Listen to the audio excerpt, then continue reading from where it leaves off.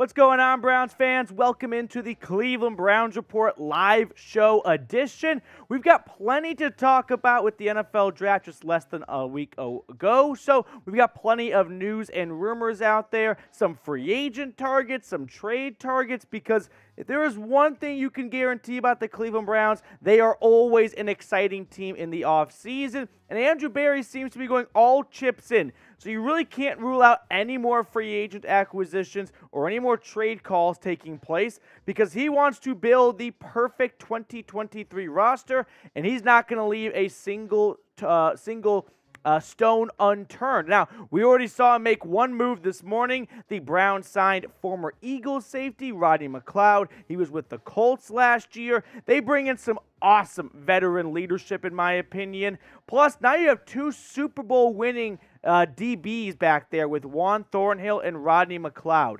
So while we let the audience build up, I want everyone watching to be interactive in the chat right now. Shout out your city. Let me know where you are tuning in from. We're going to have a little back and forth while we let everyone click on the notification to join today's live show. But shout out your city. Before I even look down at my monitor, AFX Apocalypse, we must retire the Stetson Bennett joke. It is over now. I lost the bet. That is that. We have to turn the page on that. Moving forward, no more Stetson Bennett talk. So let me see where everyone's tuning in from. Pat is watching from Dayton, Ohio. We've got Nam Sports from Orlando, Florida. Zach saying we moved up 9 spots on the power rankings after the draft.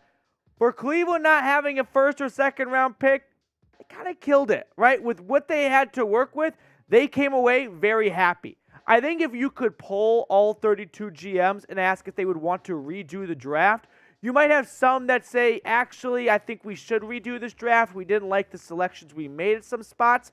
For the Browns, I am sure they would love to keep their current draft picks. They do not want any other teams getting a second chance to draft Cedric Tillman or Ika a little bit earlier on. So let me know where everyone's watching from. Stevens in Cleveland, Noah's in Ashland. We got Cape Gaudreau from Jimmy G. And we got someone tuning in from Bulgaria. Charles, what's going on from across the pond? And then some. Roberts in Huntsville. Charles, Army guy over here. Shout out to you, Charles. Thank you so much for your service. Ryan's in Dayton as always. Ryan changed his profile picture. I noticed these things. Believe it or not. Lancaster, Ohio from Dustin. Okay, one of the topics on today's show is going to be about bringing back Kareem Hunt. I know it feels like we've gone to this well a couple of times, but the reason why I am bringing this topic back up into the story or into the light is because the report came out that the Browns were in the market for DeAndre Swift. So it's clear they want to add a veteran running back.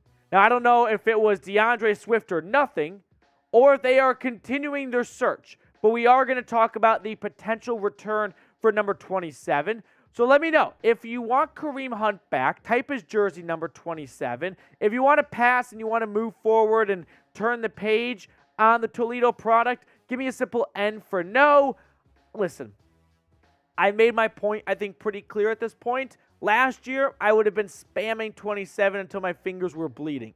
At this point, with what we saw last year, career lows in rushing average, receiving average, what more do we really need to see? Maybe with a different approach, they could have a better Kareem Hunt, but I'm not that optimistic on that. For that reason, I am passing on re-signing Kareem Hunt. I know it's a bit of a blow, but listen, at some point, you have to separate heart and mind, and I think this is one of those instances where if Kareem Hunt wasn't from the area and was not an Ohio legend, would we be talking about him this much? Probably not. So I'm going to pass on bringing back Kareem Hunt. If you disagree, let me know why in the comments section. Jeremy saying Browns are talking with Frank Clark. We are going to talk about that in today's show as well. I'm seeing a lot of 27s from Johnny, from Tyman the Buckeye, from someone's phone number, 441. Zach says no. Wahoo fan says 27. AFX, we got to retire the QB jokes, dude. You can't beat it to a pulp, and unfortunately this one has been beat to a pulp. Jersey Dog, hard to say this, but pass. I'm going to echo those same thoughts. It sucks, but I'm going to pass on Kareem Hunt. It's unfortunate because I thought he could have been a very good weapon for Deshaun Watson with the pistol formation, with the RPOs, but it just did not translate last year. And maybe with the full offense that is from the get-go, like geared around Deshaun Watson and not Jacoby Brissett, kind of half Watson, half Brissett, he could have a better role in 2023, but I'm not going to wait around and see. At some point, you got to cut bait, and I think this is the time to do it. Now, speaking of Frank Clark, we'll talk about another former Kansas City Chief. Do you guys think the Browns should sign Frank Clark? Can you imagine a defensive line like 3rd and 11 against Kenny Pickett with Garrett, Tomlinson? You bump Frank Clark inside and Obo on the outside? Like, talk about getting 3 of your best pass rushers on the field for a 3rd and long. Not too shabby. I've also never been very, very high on Obo Okoronkwo. I think having a rotation at that spot could be nice. Now, you could do Isaiah McGuire, Alex Wright, and him. Isaiah McGuire, Obo, and Alex Wright. That's already a bit of a rotation. So adding Frank Clark, I mean, you really have a plethora of riches. But the Eagles last year had Ndamukong Suh, Jordan Davis, Linval Joseph. Like, they had Brandon Graham, Fletcher Cox. They had a loaded defensive line, and they had the most sacks in the NFL by a mile. So why not get a good rotation going and get some healthy legs out there and get some fresh legs out on the field? What are we thinking? Bring back Frank Clark. Ryan is going to pass crowded room. I can see that, right? Don't you want to see what you have in Isaiah McGuire and Alex Wright? 3rd and 4th round picks from the last 2 seasons. You bring in Frank Clark, and it's going to steal some reps away from them, might stunt their growth a little bit, but at the same time, it is a win-now mode for Cleveland. And if they think they can find 5, 6, 7 sacks from Frank Clark, I'm not going to be that upset about it. I'm not. Pat says sign. Let me know what you guys are thinking. Charles asking, what about signing Andy Isabella? No, he sucks. I'll keep it nice and short for you right there. Zoe, Frank Clark is from my neighborhood. Zoe, you want to go talk to Frank? See if he's interested in Northeast Ohio? Just going to put that feeler out there. Just, put it out there. Don't even push it too much, but just get a good gauge right there if you'd be interested. Now, it is May 4th, so I got to do the corny May the 4th be with you. But what is your favorite movie? I always hate, as I ask you guys this question, because it's like impossible to answer. There are so many great movies. So just pick a movie that if you were in a hotel and you're flipping through the cable, and if this movie's on TV, you don't mind watching the commercials. There are a couple of those movies where you go, I'll actually watch the commercials and wait for it to come back on, as I am at the mercy of Hotel KB, a hotel cable, and you have no Netflix or anything like that, because I will never sign into Netflix in a hotel. Fugitive is always on anytime you're staying in a hotel room. I don't know why, but The Fugitive is always on. Deal or No Deal is always on. And Shark Tank is always on. They just live for hotel cable. Fugitive's up there. I love Step Brothers. I love Miracle, as we're just talking movies in general. Those are 2 of my favorite movies right there of all time. Django Unchained is high up on my list. Let me know. Terminator 2, Pat going with Draft Day. Come on. That can't be your favorite movie. Austin, Happy Gilmore. Gone with the Wind from Kimberly. Ryan saying Revenge of the Sith. Okay, so we're keeping it in the Star Wars sphere of things. I like it.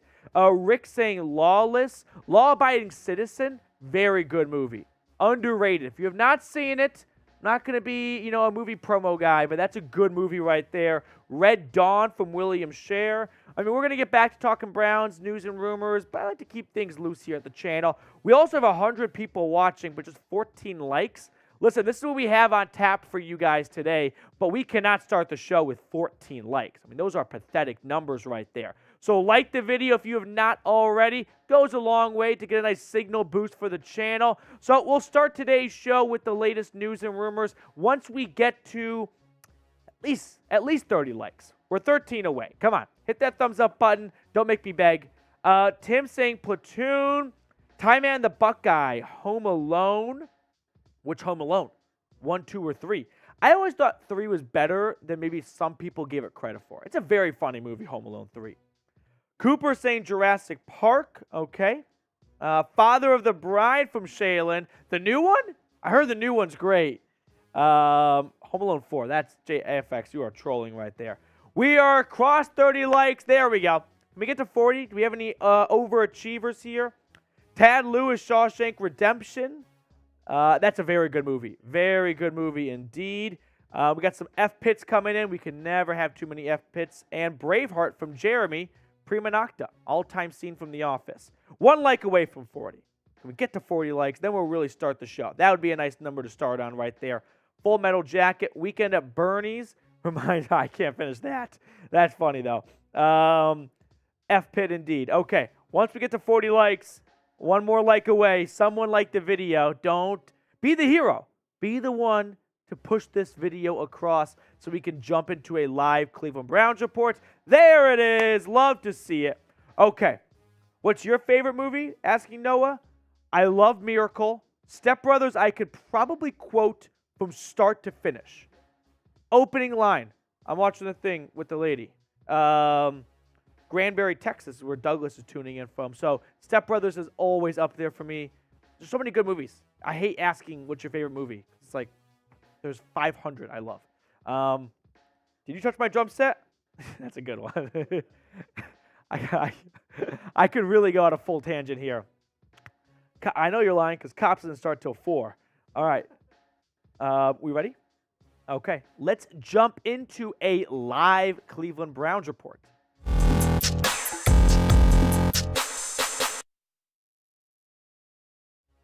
Welcome into the Cleveland Browns Report by Chat Sports. Matthew Peterson here, breaking down the latest news and rumors on the Cleveland Browns. Coming out of NFL Draft Week, there's some free agency buzz I want to talk about, plus some trade interest potentially, so a lot to talk about on today's show. But let's remind all of our new subscribers here how we like to scale some of these rumors, a scale of believability, if you will, with our friend Bernie Kosar with some Bernie heads. So 0 Bernie heads means the story is fake news, disregard. 4 Bernie heads, Believeland, you can take it to the bank, and we fall somewhere in between more often than not. So with that being said, let's check out our first story on tap today. The Browns' best draft pick. Is it Cedric Tillman? I'm giving this 3 Bernie heads. I know that I come with some bias. As our long-term viewers know, a Tennessee alum, I was very excited about this pick because I know how special of a player he is. And Todd McShay tends to agree. So the reason why we're talking about this is Todd McShay put out an article where he picked the best draft value for each team. And for Cleveland, he went with the Tennessee wide receiver Cedric Tillman. Now, Tillman was the 11th wide receiver selected in this past draft. And go look at any previous draft. One of my favorite things to do is to go back and look at rounds like 2 through 5-ish, find some names that are still bolded and still in the league, and go, how were they the 1, 2, 3, 4, 5, 6, 8th wide receiver taken? They ended up being a top 3 wide receiver in this class. And I think Cedric Tillman at number 11 very well may finish as a top 3 wide receiver from the 2023 NFL Draft. I'm not just saying that to say it. I genuinely believe Cedric Tillman could be right there with the Zay Flowers, Jackson Smith and Jigbas, and the Quentin Johnsons of the world from this draft class. The only reason he was not was because he suffered an ankle injury last season. Jalen Hyatt sort of stole the show, as he should, and as he, deserved to. He had a phenomenal year for the Vols. But Cedric Tillman is an all-time sleeper that some teams might have passed on because they were too busy looking at 2022 film and didn't go back to 2021 when he was a 1,000-plus yard receiver. Now, Todd McShay had this in his write-up, saying, Tillman is big and physical at 6'3" and 213 pounds, and he has a wide catch radius. He's not a burner, but he's a savvy route runner with really impressive body control. Tillman wins on contested catches and plays with enough power to break tackles after the catch. Tillman could quickly become a starter in this offense, especially since he's similar to the type of receiver Deshaun Watson found success with at Clemson, big and physical with good hands. Donovan Peoples-Jones is coming off a good season, but he's entering the final year of his contract.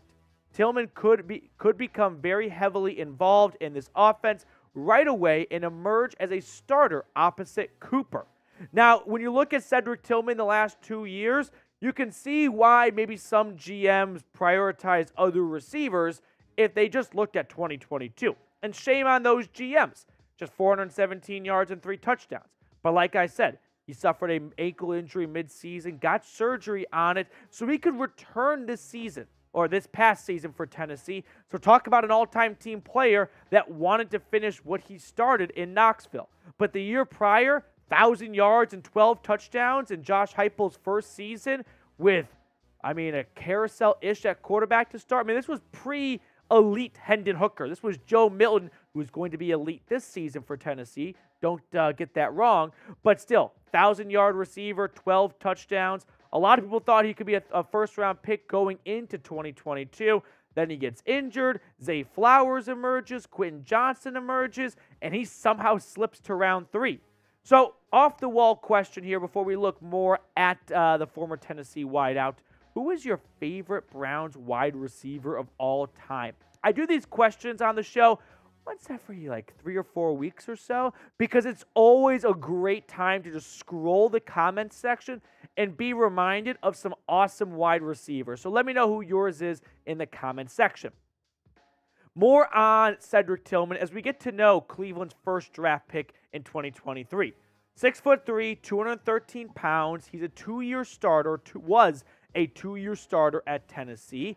Dane Brugler, who I think is one of the best NFL draft minds, had him ranked as his 8th best wide receiver. So I don't know if Cleveland went into this draft thinking we're going to go wide receiver in round 3. They might have had another plan.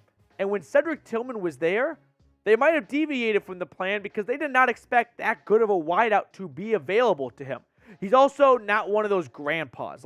He just turned 23, so he's still got plenty of career in front of him. They didn't draft a 25 or 26-year-old player, which has been the case for some guys the last 2 years in the draft. Now, I want to bring this up and just briefly touch on this.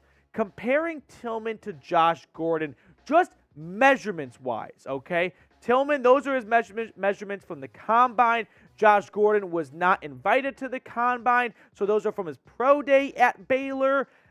I've seen a lot of people talk about maybe Siaka Ika being a similar player to a previous Browns defensive lineman picked in round 1.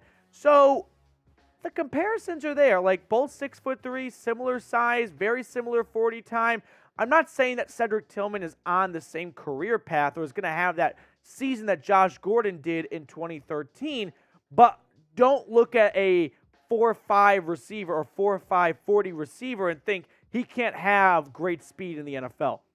No one thinks Josh Gordon was slow, and Josh Gordon didn't run a 4.3 40. So there is something to track speed when there's no pads on, and then football speed when the pads are on and everyone is full go. So this is very premature to say Cedric Tillman's going to have a Josh Gordon career, and that's not the comparison I'm trying to make.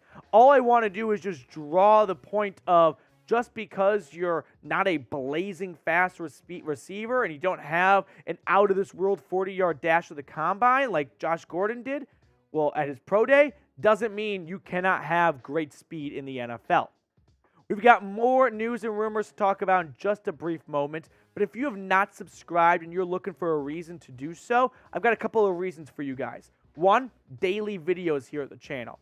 2, we're almost at 20,000 subscribers. We're almost at 19K, and then the march is on to 20K. Latest news and rumors always being reported here. Interactive content, we go live weekly here on the channel. Thursdays, 5 o'clock Eastern. So make sure to tune in to one of our live shows if you have not already. Next story I want to talk about here. Are the Browns bringing Kareem Hunt back? The story that just keeps on giving.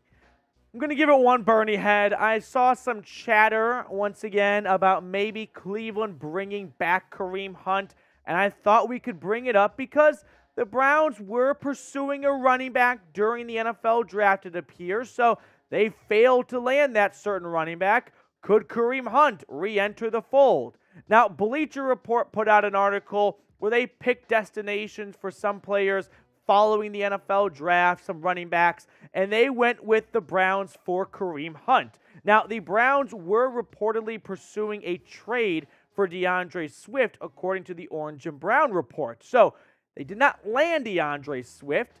Does that signal that they are still looking for a veteran running back, and Kareem Hunt could be their plan B all along, and since they missed on Swift, they'll pivot to number 27? This was the report from the Orange and Brown report that I'm referencing, by the way. For what it's worth, as Brad Steinberg tweets out, Browns remain in the market for a backup running back. They've explored plenty of options this offseason, including players like DeAndre Swift. They've also touched base with younger players and vets on the free agency market, which remains the most likely option. Now, he does not name Kareem Hunt, but you don't have to be a rocket scientist to connect the dots. Browns looking for a running back. Kareem Hunt's a free agent. Could there be a reunion? Now, when you look at Cleveland's running back room, it really comes down to what is the confidence and the faith and the trust in Jerome Ford.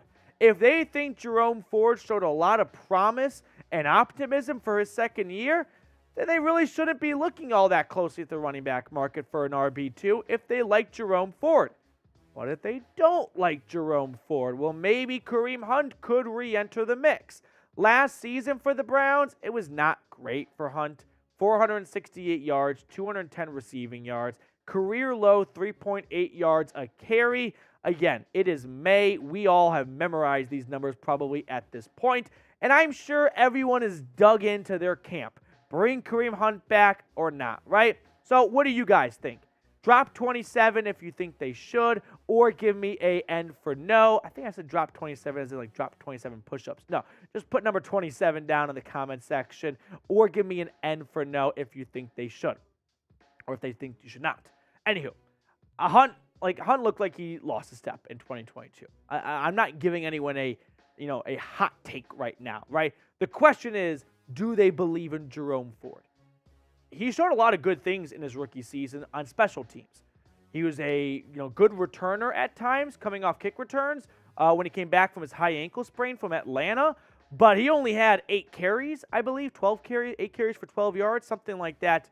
So he is really untested, and he is more or less a rookie in a lot of ways in terms of being an RB2 and getting 60, 70, 80 carries next season, maybe even 100 carries if they want to lighten Nick Chubb's workload a little bit at times. So I'm not quite sure what the state of the union is on Jerome Ford. And maybe OTAs will be a big sign where if they get a glimpse of Ford not looking like an RB2, they pick up the phone and they make some calls to some agents and see which veteran back wants to come up to Berea. Well, now, before we get to our next story here, we've got a great deal going on at Fanatics. Now, I was talking to the boss here at Chat Sports when it comes to the Fanatics side of things, Brett Scott, and he said, and I kid you not, the top 2 sellers across all of our channels at Chat Sports in the last 30 days have been the Pittsburgh Steelers draft hats at number 1 and the Browns t-shirt combo here. No joke. So, if you want to beat the Steelers and also in the process get a t-shirt combo on sale, go to chatsports.com/CLE combo. We know spring is never quite spring in Northeast Ohio, so you can get a long sleeve t-shirt if it's a bit chilly at a Guardians game and have a short sleeve t-shirt when you're going to Berea in August to check out training camp. Moving on to our final story. Are the Browns going to sign Frank Clark? This appears to be one of the biggest storylines out there, and I'm going to give it 2 Bernie heads. I think it has some smoke to it, right? I think it holds some water when it comes to the Browns maybe signing the former Seahawk and Chief edge rusher. Now, where this story originates is a bit of a mystery. I'm going to put it down as the depths of Twitter. We saw Heavy.com, which is just that, Heavy.com, write about this potentially. Now, Frank Clark, some background on the guy, 3-time Pro Bowler in his last 4 seasons. He has been one of the best pieces on that Chiefs defense, especially in the postseason. So if the Browns don't want to play golf in January and they want to be winning playoff games, Frank Clark could be your man, right? He's entering his 9th season in the NFL, so he's still got some juice left in the tank. I don't think he is washed by any means.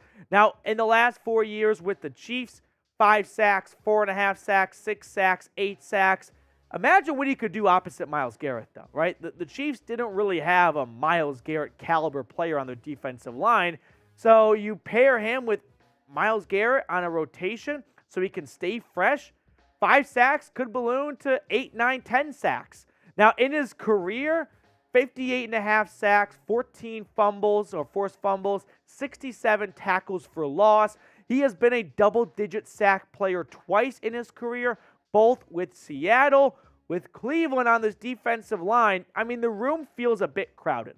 You've got Myles Garrett. You have a free agent signing in Obo Okoronkwo. Don't you want to see how that three-year contract plays out?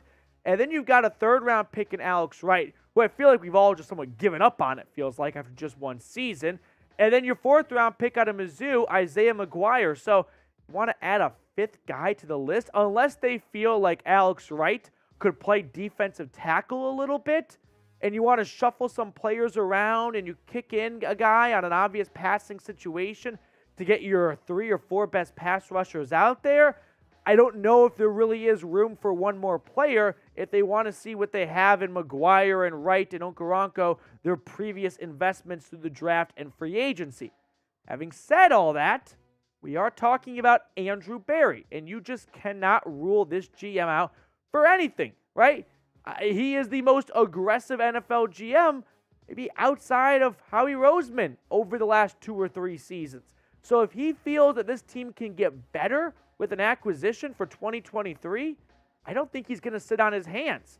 Now, I think drafting Isaiah McGuire might put a bit of a soft nail in the coffin, like halfway through the wood, in terms of adding more veteran free agent defensive ends and pass rushers, because don't you want to see what you have in your 4th-round pick and, let him develop and ride out his rookie contract, opposed to a 1-year deal, maybe not even vet minimum for Frank Clark, more like $5, $6, $7 million for this guy. So that could be what ultimately stopped Frank Clark from coming to Cleveland.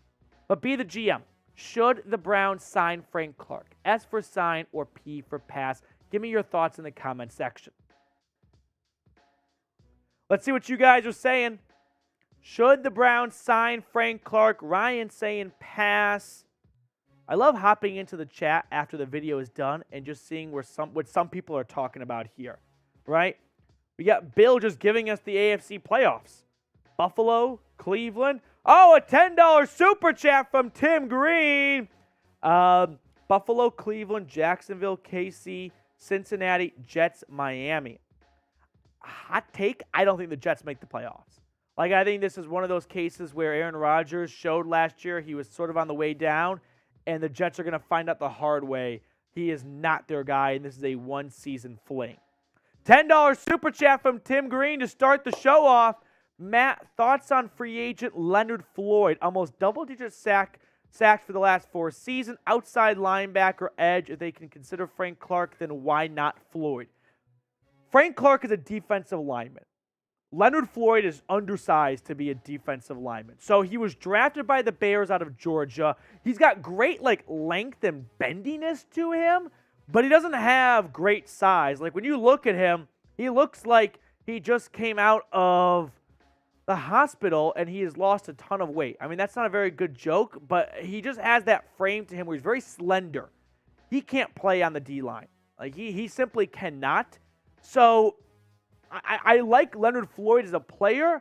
He's always been a 3-4 front kind of guy, though, as an outside linebacker. So if the Browns and Jim Schwartz think they can find a role for him opposite of JOK until Taki returns, he's a much better pass rusher than Taki is. I'm not terribly opposed because he is a good player. Will he be as good with Cleveland as he's been with the Rams? That I'm not quite so sure about because he would be in a different role. So if he were to come to the Browns on a cheapish deal because no other team showed a lot of interest, I'm not going to throw a hissy fit, Tim, but I don't think he'll maybe be as good as we could hope for because it would be quite a schematical change for him. An outside linebacker in a 4-3 front or as a defensive end, and I think he's undersized to be a defensive end on a 4-3 front. So, Tim, thank you so much for the super chat. I think wherever Leonard Floyd goes, he's going to have some good seasons in front of him. I just don't know if that's going to be Cleveland, though. Let me know what you guys are thinking. S for sign, P for pass. Give me your thoughts down below. Who got an ad? Someone get an ad? I didn't put an ad in. YouTube now randomly puts ads in. It's out of my control. I've got no say over it. Pat, I would love to sign Frank Clark and trade for Isaiah Simmons. You guys are going to love the next segment then.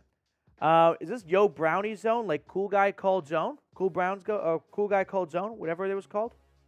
Mac Predalus is in the chat. Jack Frost is saying P for pass. Should the Browns sign Frank Clark?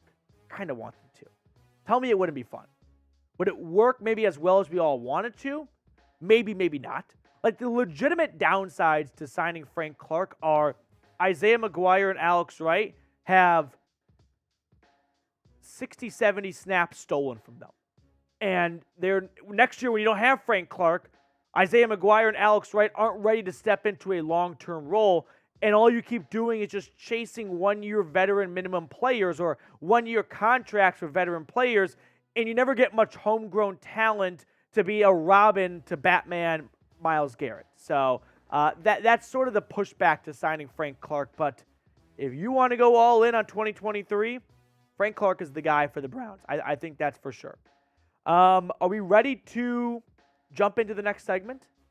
Okay, so this next segment is going to be all about trading for players who did not have their fifth-year option picked up. So I thought we could have some fun with this segment and just kind of talk trades because, let's be honest, who doesn't love talking about trades? Like, whether it's realistic or not, we all sit there and kind of just guilty pleasure enjoy, like, well, what would it cost to get them? Like, I know we're not going to get them, but if we were to, how much would it cost? So I love talking trades, and let's talk about some fifth-year option targets.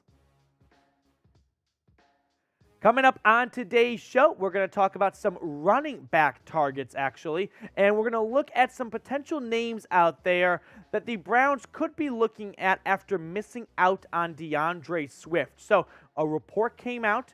The Browns were in pursuit of DeAndre Swift, and they did not land him. So might we see the Browns go a different direction at this point? I've got 5 names, some through free agency, some through trade, that the Browns could be looking at. We'll get a different tweet up for you guys next year because Brad Steinberg had a tweet about the Browns looking into getting DeAndre Swift, and here it is.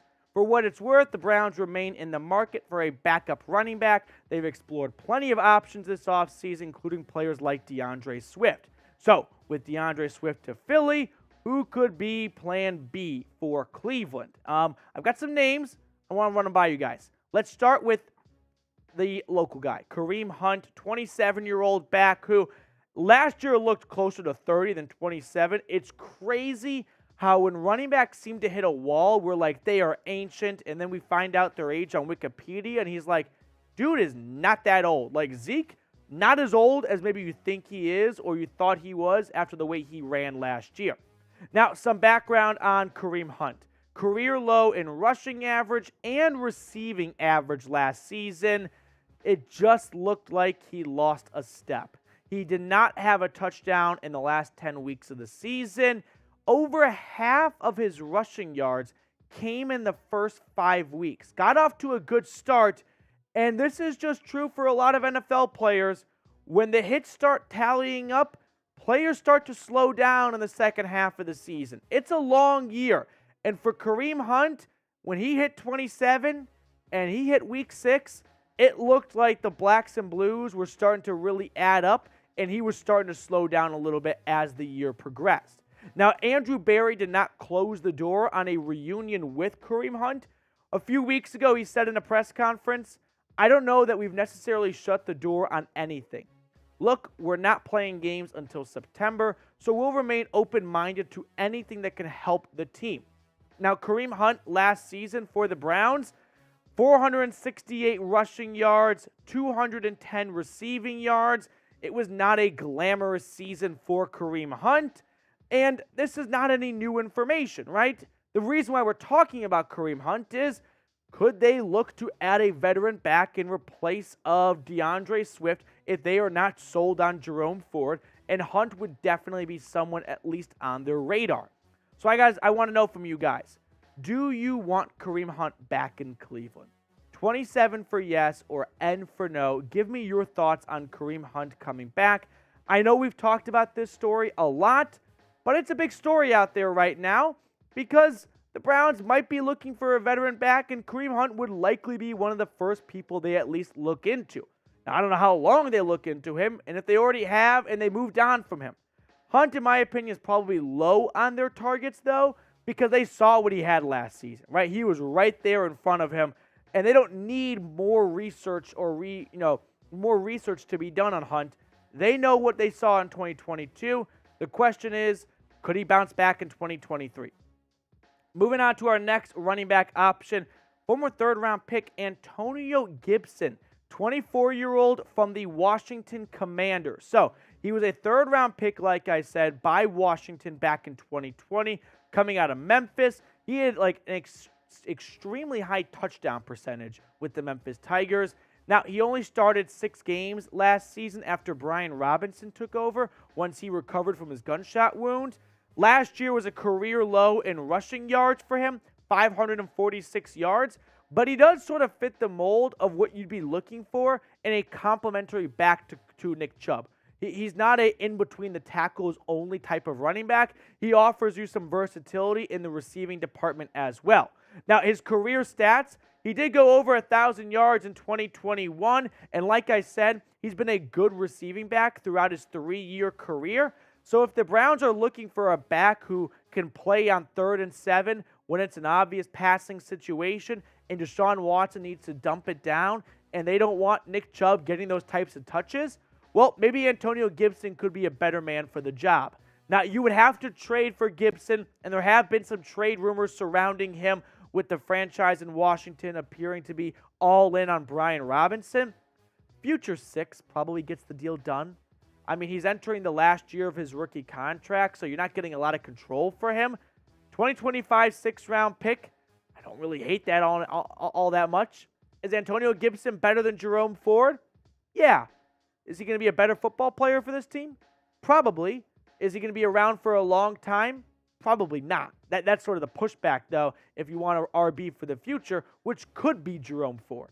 So put your GM hat on for me now and let me know. Should the Browns trade for a running back? T for trade or P for pass? Do you want to see this regime give up more draft picks? Or do you want to hold on to the picks that the Browns currently have after giving up a lot for Deshaun Watson? Let's check out our third running back option, and this is Clyde Edwards-Helaire, 24 years old. He is turning out to be not one of the all-time busts because he was picked right at the end of round 1, but he's definitely a bust of a first-round draft pick. The Chiefs did not pick up his 5th-year option. He was a healthy scratch in the Super Bowl. They made him a healthy scratch in favor of 7th-round pick Isaiah Pacheco. Like, that's where he stood in the locker room. I'm going to show you his stats, and then I'll tell you what I think about trading for CEH, but it was not a good year for him last season. Just 10 games, 302 yards. His freshman season, 803 yards, and then he's only gotten worse and worse as his career has gone on. He has been phased out of the Chiefs' offense. I don't even think he's a lock to make their 53-man roster. I mean, how could he? He was a healthy scratch in the last game that they played. If he was not a first-round pick and he was picked in round 4, we would not even be talking about him. He is purely riding the wave of that name notoriety because he was a first-round pick. If he was not, he would just be some random running back who'd probably be cut after this season for KC. So if I had to piece together a trade similar to Antonio Gibson, I think it's another 6th-round pick. Maybe it's a 2024 instead of a 2025 because he does have that first-round status and the Chiefs might want something a bit sooner for him. But all in all, I don't think it would cost much to get him. I don't even know if there's really much of a market for him. Now, if you like today's show, make sure you go ahead and share it on social media. We've got some legends out there. Joshua Miller, for starters, some other people who I'm forgetting right now. But thank you to everyone who shares our videos over on Twitter, tags me. I give shout-outs to those of you that do. We'll do shout-outs for everyone that shares our recent videos on Monday. Chat Sports is giving the whole crew the weekend off, so do not have the ability to pull the most recent shares on Twitter, but we'll round them all up for you guys on Monday. Moving on to target number 4, another receiving type back, J.D. McKissic. He is essentially a wide receiver who lines up in the backfield. He has very little run in terms of being a in-between the tackles type runner, but he could be someone to watch for, along with Justin Jackson. Now, he was with the Chargers for quite some time. He was with the Lions most recently, and Jackson is a name that might be signed by the Browns, so keep an eye on him. The reason why Justin Jackson is sort of on the radar a bit more than other players is Noah Schaefer, who I know he's not some big J, but hey, this is a Browns news and rumors channel. We'll at least put this out there and let you guys make your own opinions about it.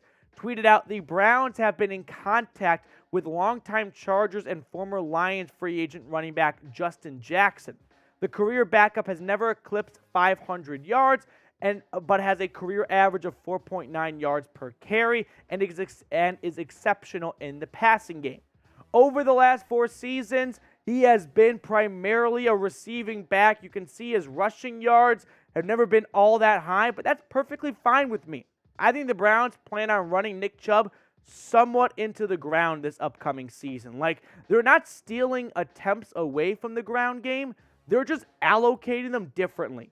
If Kareem Hunt got 123 carries last year, well, Nick Chubb is probably going to get an extra 20 or 30 more carries in 2023, as they're going to lean more on him for downs 1 and 2 and really just have a receiving back on 3rd down for obvious passing situations.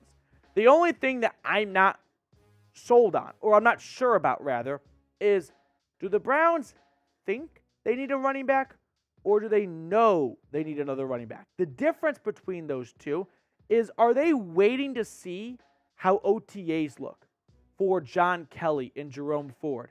And if they're not impressed by those guys after OTAs are done, they'll go sign a running back? Or do they already have their minds made up that Jerome Ford and John Kelly cannot be the rest of the running back room, and they were looking to draft a running back, but ultimately not a good one fell to them at a round they like, and they didn't want to force a running back pick, so now they go to plan B, which is signing a veteran running back because they didn't get one in the draft.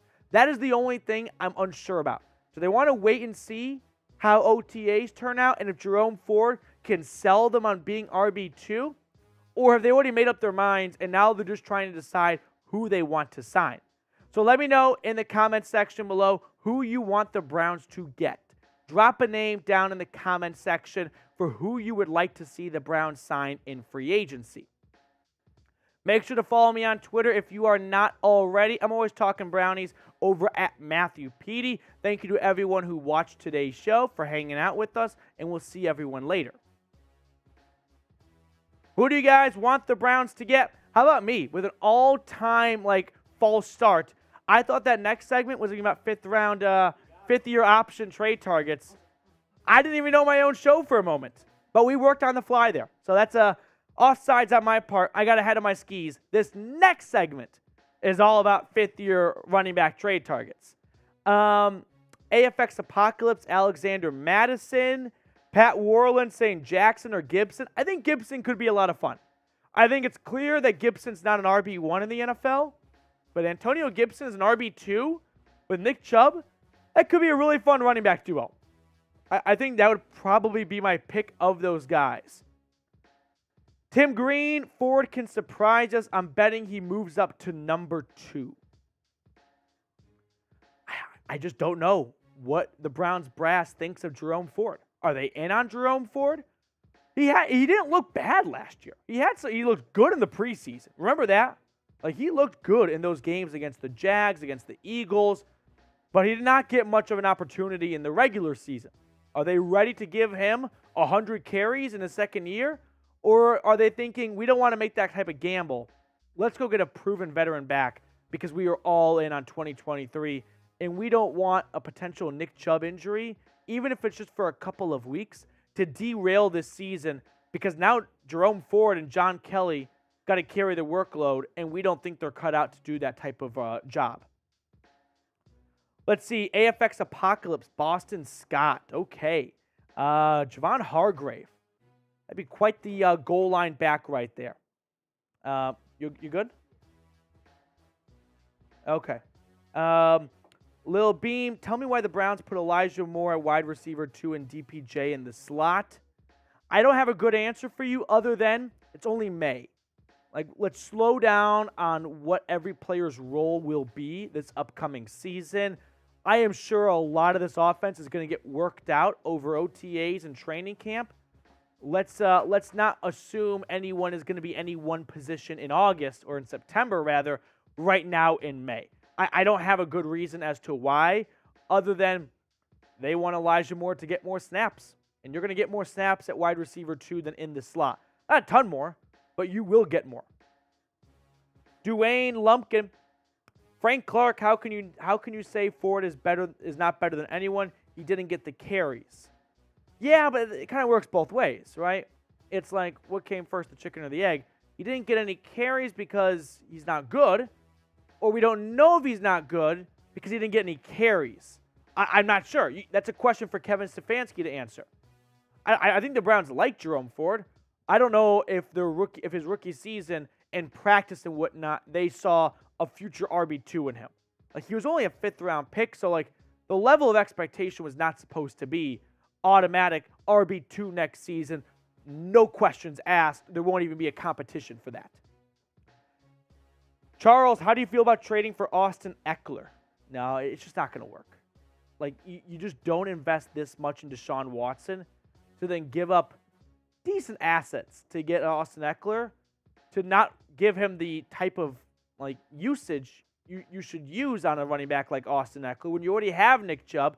And Austin Eckler would want to have a contract extension with the Browns. He wants a pay raise, and the Browns aren't going to do that. They just simply cannot afford Austin Eckler for what he wants to be paid. Next up on the show, we're going to talk 5th-year option trade targets. Look at a bunch of guys that did not have their 5th-year options picked up, and maybe the Browns could explore trading for some of these players who might be done with their current team after the season, so maybe the team wants to cash in on a pick right now. Mr. McCullough, are we ready to roll? No joke this time. We are talking 5th-year option trade targets right now. Let's talk about some 5th-year option trade targets for the Browns. We're going to comb through all the players that did not have their 5th-year options exercised by their teams, and could it make sense for the Browns to pursue a trade for one of these players? So, before I look at any of the names, I do want to start things off by saying it's a bit more difficult to trade for a player after the draft is over. And the reason is the team you're trading with, they're giving up a player and they're getting a draft pick that they won't have that year. So not only are they losing a player for 2023, but they're not even getting a draft pick and having that player for 2023. So that GM does not get the player, does not get the player he's going to pick, and he's also short a player for this season. So ultimately, he could be paving the way for the next GM to have a draft pick because he didn't even get that pick this year, and he didn't even get the services of the player on his roster in 2023. So you might have to overpay for some trades before the season even starts. Now, here are the options that were not picked up. Chase Young, Jeff Okudah, Isaiah Simmons, C.J. Henderson, all top 10 picks, all did not have their 5th years pick up. Chase Young, definitely the most surprising of that bunch. Mekhi Becton, he has struggled with weight issues so far and health issues. Javon Kinlaw has just not lived up to the billing. Austin Jackson, just a first-round bust. Kavon Chasen out of LSU, he has just not looked like an every down edge rusher. Jalen Reagor has been bounced around a little bit. Kenneth Murray, inside linebacker, has been good, just not great for the Chargers. And the run continues. And this does not even include players, by the way, who are no longer in the NFL. Like, I skipped over Henry Ruggs and Damon Arnett, for example. Cesar Ruiz, the center for the New Orleans Saints, did not have his 5th-year option picked up. Jordan Brooks, Patrick Queen, Noah Igbenogany, and Clyde Edwards-Helaire. So There are 4 players who I did not even include on this list because they were out of the NFL at this point. Talk about 2020 being an all-time awful NFL draft. I mean, those are 15 names right there. 19 if you include the 4 that are just out of the league right now. Majority of the first-round picks are not getting a second contract, it looks like, with the team that drafted them. Awful NFL draft in 2020. So let's look at some potential trade targets, starting with the Washington Commanders edge rusher, Chase Young. Ohio State legend, of course. Chase Young, surprisingly, did not get his 5th-year option picked up. It's not mind-blowing, but if you asked me to predict if you'd get it picked up or not, I would have said, yes, I think they will pick up his 5th-year option because he was the NFL Defensive Rookie of the Year in 2020. And he's not getting his 5th-year option picked up because he suffered a torn ACL in his 2nd season and then was limited to 3 games in his 3rd season. And the Commanders decided, we don't want to make the investment for an extra season to see if you can be one of the all-time best edge rushers as we thought you would be when we selected you 2nd overall. I mean, the Commanders are an all-time awful organization and franchise, so maybe they're just making a blunder here and the Browns could capitalize on it and get an all-time great pass rusher because he was that coming out of Ohio State. That's why he went number 2 in the draft. In his career, 7.5 sacks his rookie season, and then unfortunately limited by injuries in years 2 and 3, only 12 games and 1.5 sacks to show for. So I'm not shocked that Washington looked at those last 2 years and goes, why would we pick up a 5th-year option, another year of that type of play? But if he's healthy and he gets back to his NFL Defensive Rookie of the Year status, you're going to wish you had him for the cheap contract that a 5th-year option would be compared to what he can get on the open market this year if he balls out, okay? On talent alone, I think it is worth exploring the trade and picking up the phone and asking what it would cost to get Chase Young, okay? If it costs a 1st or a 2nd or a 3rd round pick, at least a 1st or 2nd, I'll probably pass, right? I've got enough concerns, like, I hate to do this, but the character card, there was some rumblings in Landover about the rehab not going well, and some of it because of Chase Young's actions, and that's why he only played in 3 games in 2022. But we are talking about a guy who had 16.5 sacks his last year in Columbus. Like, Chase Young is an amazing edge rusher when healthy. Does he have what it takes to play for multiple years in the NFL and have that work ethic and determination? Maybe not. And maybe that's what Washington sees in him. And maybe that's why they are looking to move on after 4 years. But if the Browns think that the Commanders are just fumbling this bag here and they can get the 2nd overall pick for a 3rd or a 4th round pick, why wouldn't you at least explore that trade? So you let me know. Would you trade for Chase Young? T for trade or P for pass? Give me your thoughts in the comment section below. Moving on to our next potential trade target. This is Arizona Cardinals versatile Swiss Army knife, do-it-all man, Isaiah Simmons. He's an extremely versatile, can I even call him a linebacker? He had snaps last year at defensive line, in the box, so linebacker, free safety, and in the slot as a cornerback. Now, I'm going to put a little bit of blame on Arizona for failing to figure out what his true calling card is. He was a top 10 pick out of Clemson, great athlete, great size, great traits. That's why Arizona took him.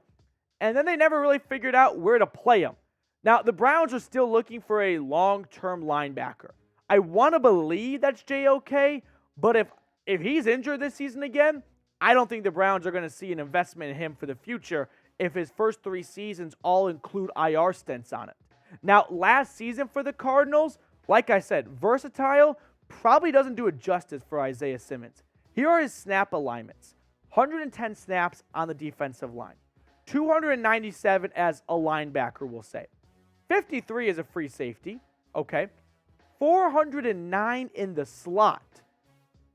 409 snaps in the slot and 28 at the cornerback position. He was all over the field for Arizona, lining up in a variety of spots. Now, his last 2 seasons, he has not had that pass rushing oomph you probably looked for when you picked him 8th overall. 4 sacks for him this past year was a career high, but he has been available. Like, that's at least one good thing. He played every single game the last 2 years, and he's been a good football player. Has he been a top 10 pick? No, he's probably in that Jed Wills category where he's going to have an NFL career, and he's going to start for a long time. Is he going to be someone who they would pick again at number 8? Probably not. But maybe Cleveland can find a role for him in this linebacker room because they don't have any long-term pieces. And maybe they think Isaiah Simmons is just not being used correctly in the desert. And Jim Schwartz goes, get me this raw potential. Get me that frame. Give me these traits and give me this athleticism at the linebacker position. And I can use Isaiah Simmons correctly. And he can be like JOK on steroids, okay? He could be a hidden gem. He also could be a first-round bust. He's probably closer to the first-round bust status right now in terms of not living up to the expectations for being a top 10 pick. But I still think Isaiah Simmons is a good football player. Like, don't look at Simmons and go, he's washed, he sucked, he's just a big name. That's kind of the next guy we're looking at. But Simmons is a good football player. Probably not number 8 in the draft, but definitely a starting linebacker or starting whatever in this league. Now, this next guy, he's more or less just a name at this point, and it's the LSU running back for the Kansas City Chiefs, Clyde Edwards-Helaire. He is just coasting off that first-round status and that, like, fantasy football rankings where we keep believing, well, he's got to be good, right? Because he goes early in fantasy football drafts, or at least he did. He was a first-round pick, so there's got to be some talent there, and we can take advantage of it, and we're getting a former first-round pick. I don't think so. Some background information on CEH. KC did not pick up his 5th-year option. The guy was a healthy scratch, if you remember, in the Super Bowl. A 7th-round pick named Isaiah Pacheco was not just on the roster over a first-round pick running back in the Super Bowl. He was their starting running back in his rookie year. So CEH has had a complete fallout. I mean, he's doing everything. It's not a character issue. Like, you read lots of great things about him. It's not an effort problem, I don't think, with Clyde Edwards-Helaire. He had some bad injuries at costly times just as he was starting to get going, it felt like. But he has been first man in, last man out down at Arrowhead for quite some time.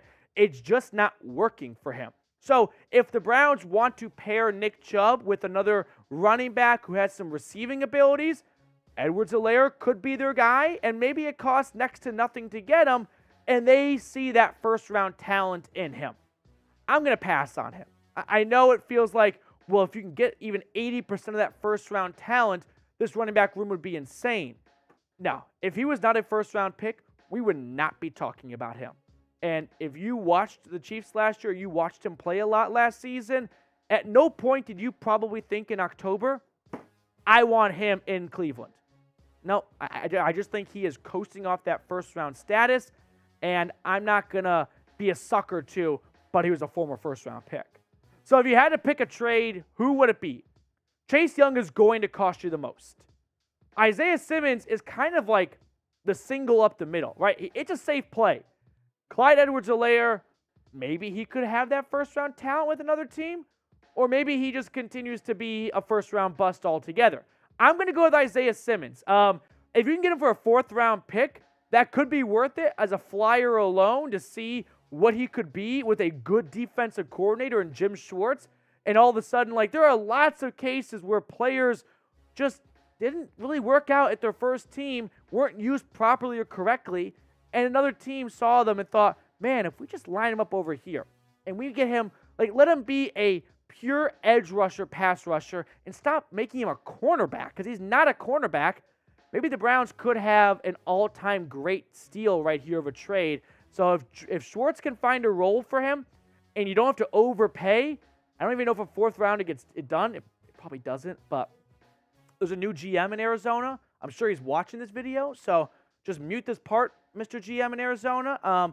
Yeah, 4th rounder, probably not enough, but it's worth at least a phone call. All right, that's going to do it for us on today's show. Thank you so much for tuning in. We'll sign off and see everyone later.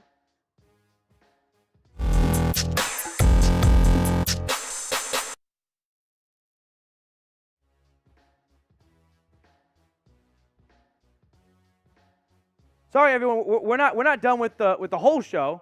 We're just done with that portion of the show. Sorry for the miscommunication. We are still here, though. We had a super chat fly in from Ray. We're going to throw that on screen. Apologies.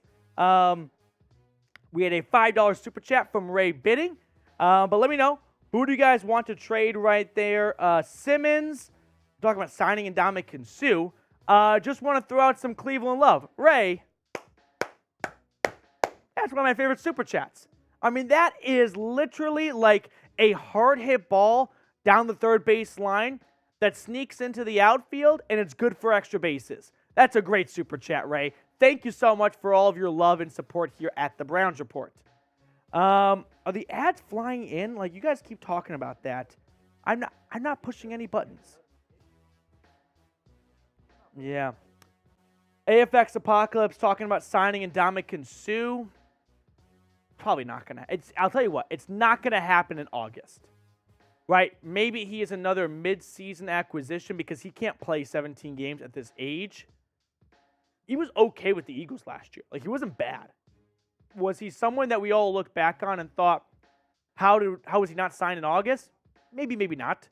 I was definitely a proponent of signing Ndamukong Suh, which I still stand by, was probably going to be a better player over 17 games than Tommy Togiai and Jordan Elliott and Taven Bryan.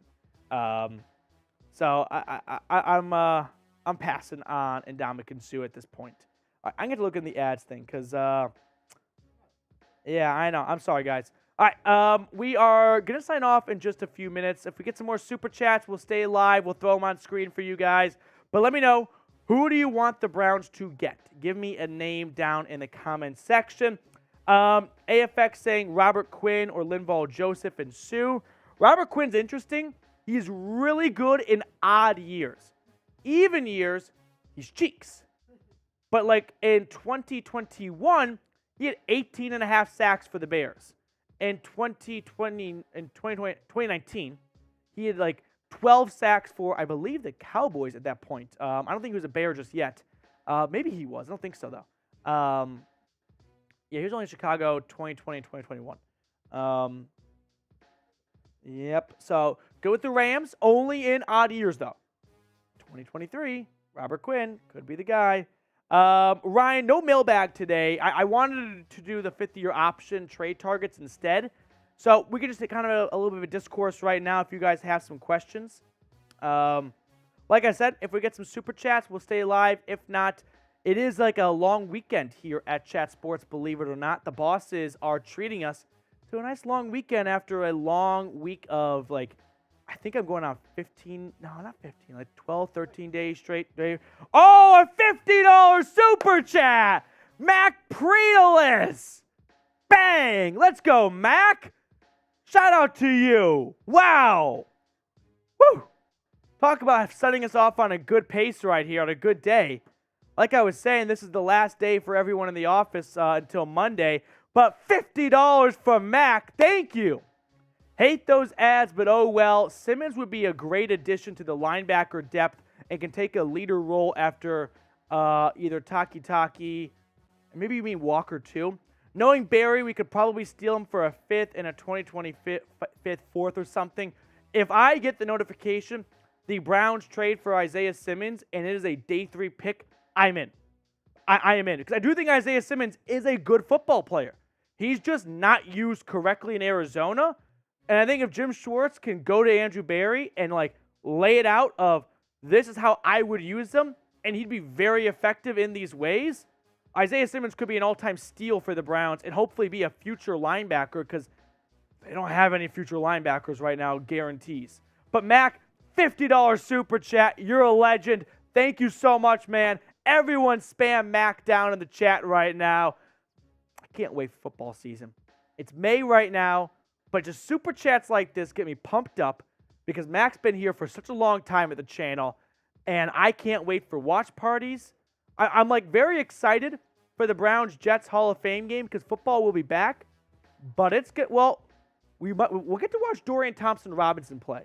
That will be more exciting than other quarterbacks who have played in the Hall of Fame game. So I'm excited to see. What if it's Dorian Thompson-Robinson versus Zach Wilson? Or if Joe Flacco comes back? Oh, my God.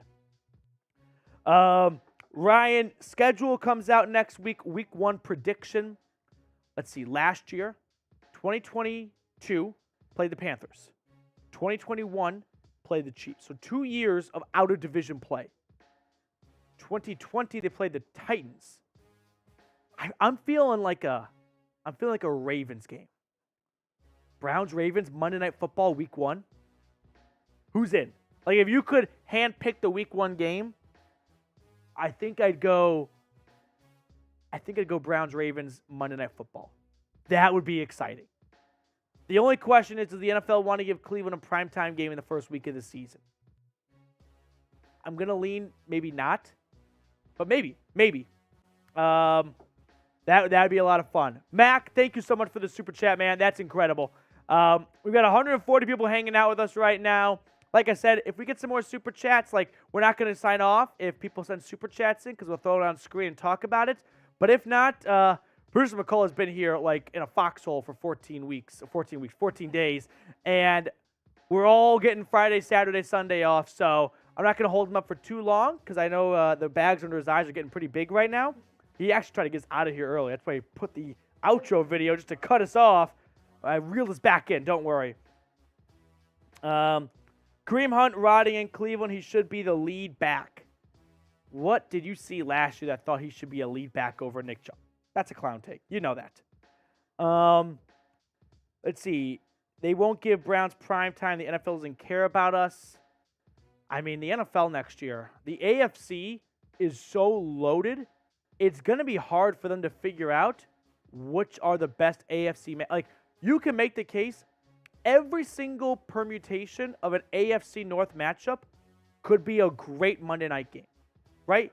Like, Browns-Ravens, Ravens-Bengals, Ravens-Steelers, Browns-Bengals. Did I ever say that one? Browns-Steelers. Like, they're all great combinations. How do they, like, they're all great matchups.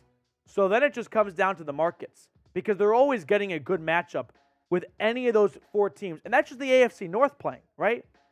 AFC East, for example, Aaron Rodgers, Tua, Josh Allen. Who am I forgetting the AFC East right now? Dolphins, Jets, Bills, Patriots. Oh, for the first time ever, I forgot about the Patriots. Mac Jones. Like, Patriots, Aaron Rodgers, Tua, Josh Allen. Any combination of those, all great games still. AFC West, probably lacking behind. It's really just Chiefs-Chargers that deserves to have a primetime matchup within the division. AFC South, it's trash. It's absolute trash. The Texans won't play one primetime game outside of Thursday Night Football. The Titans should not. The Jags might get a Monday night game. Maybe they get a Monday night game. The Colts, they don't deserve. Put Colts-Texans on Thursday Night Football Week 2. C.J. Stroud, Anthony Richardson. That'd be a fun matchup. Week 2, though. Week 2. I'm going to go with Browns-Ravens, though. Ray saying, look at Yannick Ngakoue as a free agent. I don't think that is the fit the Browns are looking for. I'm not saying Ngakoue is a bad player, okay? But Ngakoue is not a good run stopper. So now you've got two defensive ends that don't necessarily complement one another. You know what I'm saying? That's why I'm a little I don't know if Ngakoue is a good, he's a good player. He is. You don't, pick up 8, 9, 10 sacks in 3 straight years by accident. I don't know if he's what the Browns are looking for an opposite edge rusher in a rotation. Plus, Ngakoue, I'm guessing, it's not that no one's called. I think he just wants to see how things unfold. He's going to get some interest. I think other teams can throw more money than the Browns at Ngakoue, and he's probably not going to take less money to come to Cleveland.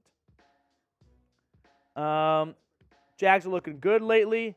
Imagine we got London games. No, the Browns are not playing in London this upcoming season, so that's already been announced. So that's not happening. Jared, do you think Chase Young is attainable? So the Commanders wanted a first, and that was code for we want a first. We know we're not going to get a first.